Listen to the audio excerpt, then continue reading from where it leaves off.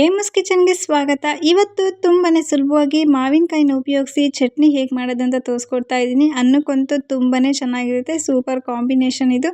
Season ಟೈಮಲ್ಲಿ season ಇದ್ದಾಗ ಮಾಡ್ಕೋಬೇಕು ಇದನ್ನು. ಬನ್ನಿ ಇವಾಗ ಅದು ಹೇಗೆ ಮಾಡೋದು ಅಂತ ನೋಡೋಣ. ಒಂದು ಮಾವಿನಕಾಯಿಲಿ ಅರ್ಧ ಮಾವಿನಕಾಯಿನ ಕಟ್ ಮಾಡಿ ತಗೊಂಡಿದ್ದೀನಿ. ನಂತರ ಒಂದು ಬಾಣಲಿ ತಗೊಂಡಿದ್ದೀನಿ. ಅದಕ್ಕೆ 1 ಸ್ಪೂನಿನಷ್ಟು ಉದ್ದಿನ ಬೇಳೆಯನ್ನು ತಗೊಂಡಿದ್ದೀನಿ. ಒಂದು 1/4 ಚಮಚದಷ್ಟು ಮೆಂತ್ಯ ಕೂಡ ಹಾಕೊಂಡಿದ್ದೀನಿ. ಮೆಂತ್ಯ ಇದ್ರೇನೆ ಮಾವಿನಕಾಯಿ ಚಟ್ನಿ ರುಚಿಯಾಗಿರುತ್ತೆ. ನಂತರ ಕಡಲೆಬೇಳೆ ತಗೊಂಡಿದ್ದೀನಿ. ಇದು ಕೂಡ 1 ಸ್ಪೂನಿನಷ್ಟು. ಕಡಲೆಬೇಳೆ ನಿಮಗೆ ಬೇಡ ಅನಿಸಿದ್ರೆ ಇದನ್ನು ಸ್ಕಿಪ್ ಮಾಡ್ಬೋದು. ಇದಾದ ನಂತರ ನಾವು ಇದನ್ನು ಚೆನ್ನಾಗಿ ಹುರ್ಕೋಬೇಕು. ಮೀಡಿಯಂ ಫ್ಲೇಮಲ್ಲಿ ಇಟ್ಕೊಂಡು, ಹೈ ಫ್ಲೇಮಲ್ಲಿ ಇಟ್ಕೋಬಾರ್ದು. ಮೀಡಿಯಂ ಫ್ಲೇಮಲ್ಲಿ ಇಟ್ಕೊಂಡು ಚೆನ್ನಾಗಿ ಹುರ್ಕೋಬೇಕು ಇದನ್ನು.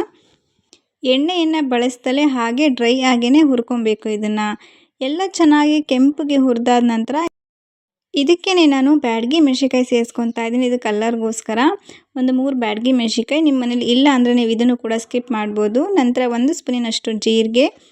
ಇದು ಕೂಡ ಸ್ವಲ್ಪ ಬಿಸಿಯಾಗಲಿ. ಬಿಸಿಯಾದ ನಂತರ ಇದನ್ನು ಸೈಡಲ್ಲಿ ಎತ್ತಿಟ್ಬಿಡಿ, ಒಂದು ಪ್ಲೇಟಿಗೆ ಹಾಕಿ.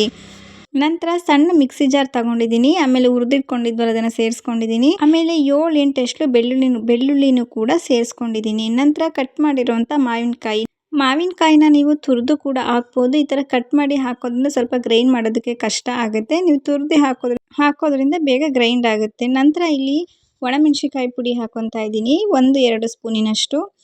ಆಮೇಲೆ ಸ್ವಲ್ಪ ಬೆಲ್ಲ.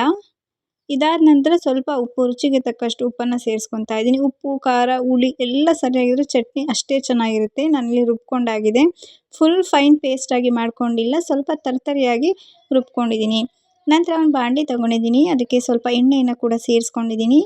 ಚಟ್ನಿಗೆ ಸ್ವಲ್ಪ ಎಣ್ಣೆ ಜಾಸ್ತಿ ಇದ್ದರೆ ರುಚಿ ಕೂಡ ಅಷ್ಟೇ ಚೆನ್ನಾಗಿರುತ್ತೆ. ಎಣ್ಣೆ ಕಾದ ನಂತರ ಸಾಸಿವೆ, ಕರಿಬೇವಿನ ಸೊಪ್ಪನ್ನು ಕೂಡ ಹಾಕಿದ್ದೀನಿ.